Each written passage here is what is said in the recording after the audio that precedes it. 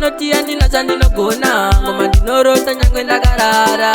Fire family mabosi moto salvage mama panyaminya zona vanosonda vonge zvavo ngoma ndiregeri ndicho chipo changu navaya vanonanga ndigoni kuyemba ngoma changu hatinaki neva mamero vari kutobaiwa vari kutotia ndina chandokwanisa mukati memoyo zviri kuvakwajisa apo ngoma chaso ndiri kuvanakisa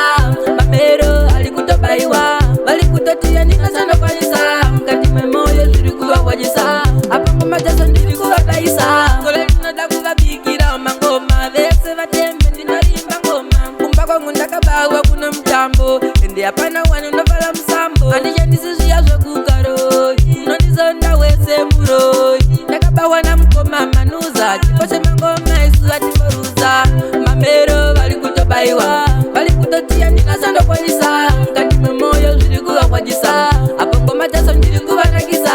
mamero ari kutobaiwa vari kutotia ndina chandokwanisa mukati memoyo zviri kuvakwajisa apo ngoma chaso ndiri kuvadaisa vanosonda vonge zvavo angoma ndiregeri ndicho chipo changu navaya vanonanga ndigoni kuyemba ngoma changu hatinaki neva gore rino vachaona mutambo kakuvatakira chanzi voti ndimambo kakuvapisa kweli